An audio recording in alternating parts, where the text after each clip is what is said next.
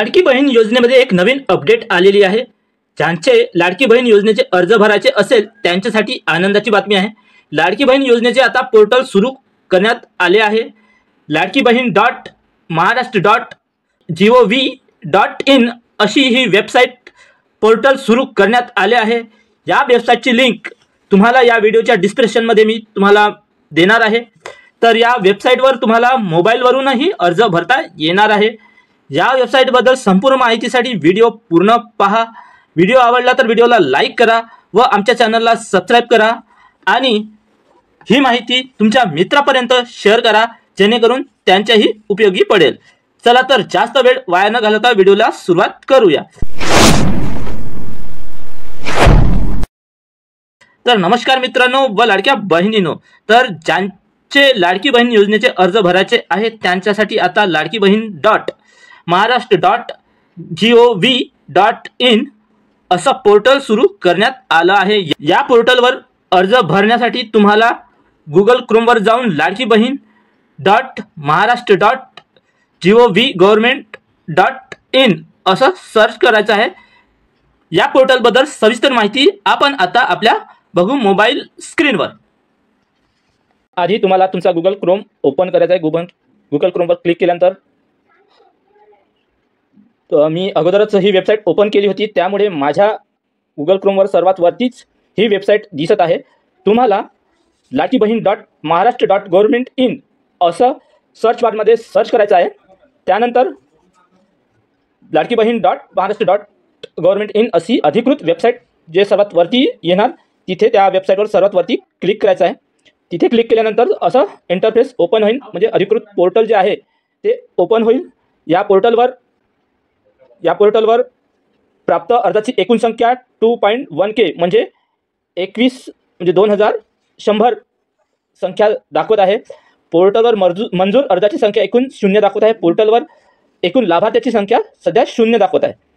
तर म्हणजे 2100 महिलांचे अर्ज या पोर्टलवर आतापर्यंत भरण्यात आलेले आहे। तर त्यासाठी इथे सर्वात वरती म्हणजे इथे 3 डॉटवर तुम्हाला आधी क्लिक करायचं आहे। तर या 3 डॉटवर क्लिक केल्यानंतर इथे योजनेबद्दलची माहिती दिलेली आहे। त्यानंतर आवश्यक कागदपत्र दिलेले आहेत। त्यानंतर अर्जदार लॉगिन दिलेले आहे। तर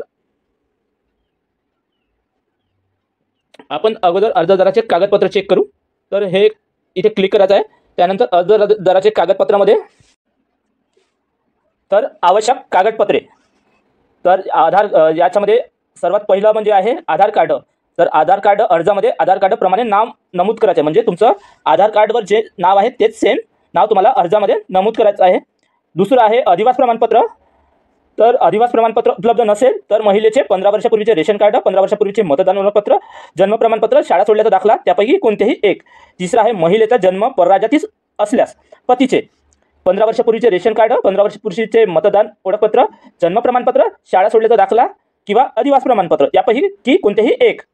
त्यानंतर चौथं आहे वार्षिक उत्पन्न ₹2.5 लाख पेक्षा कमी असणे आवश्यक। जर तुमच्याकडे उत्पन्नाचा दाखला नसेल तर पिवळी अथवा केशरी शिधापत्रिका असल्यास उत्पन्न प्रमाणपत्राची आवश्यकता नाही। शुभ्र शिधापत्रिका असल्यास अथवा कोणतीही शिधापत्रिका नसल्यास वार्षिक उत्पन्न ₹2.5 लाख आतमध्ये असल्याचे प्रमाणपत्र आवश्यक आहे। त्यानंतर 5वं आहे नवविवाहित बाबतीत। तर रेशन कार्डवर तिच्या नावाची नोंद नसल्यास विवाह प्रमाणपत्र असलेल्या अशा नवविवाहित पतीचे रेशन कार्ड हे उत्पन्नाचा दाखला म्हणून ग्राह्य धरण्यात येईल। तर त्यासाठी तुम्हाला तिच्या नावाची नोंद असल्यास विवाह प्रमाणपत्राची आवश्यकता आहे, म्हणजे विवाह प्रमाणपत्र सुद्धा लागणार आहे जर नवविवाहित असेल तर। आणि 6वं आहे बँक खाते तपशील, म्हणजे तुमचं जे खातं आहे ते तुमचं खातं आधार लिंक असायला पाहिजे। आणि 7वं आहे लाभार्थी महिलेचे हमीपत्र व फोटो। तर अर्जदाराची लॉगिनमध्ये क्लिक करणार आहोत इथे। तर अर्जदाराचे लॉगिन करण्यासाठी तुम्हाला अगोदर इथे तुम्हाला एक तुमचं अकाउंट तयार करावं लागेल। इथे सर्वात खाली इथे जे अकाउंट जे दिसत आहे इथे तुम्हाला क्लिक करून इथे तुमचा आधार कार्डवर जे नाव असेल इन इंग्लिश, म्हणजे तुम्हाला हे नाव इंग्रजीमध्येच टाकायचं आहे। साइनअप तुम्हाला सांगायसाठी फक्त हे मी करत आहे, मला सध्या इथे साइनअप करायचं नाही आहे। तर सर्वात वरती तुम्हाला तुमचं आधार कार्डवर जे नाव आहे ते नाव इंग्लिशमध्ये टाकायचं आहे। त्यानंतर तुम्हाला तुमचा हा मोबाईल नंबर इथे टाकायचा आहे। त्यानंतर तुम्हाला एक पासवर्ड तयार करून पासवर्ड इथे टाकायचा आहे। Password double confirm password second इथे टाकायचा आहे। त्यानंतर इथे तुमचा जो जिल्हा आहे तो जिल्हा इथे सिलेक्ट करून घ्यायचा आहे. त्यानंतर इथे तालुका, त्यानंतर तुम्ही एखाद्या वार्डात किंवा गावामध्ये राहत असेल तो गाव इथे सिलेक्ट करायचा आहे.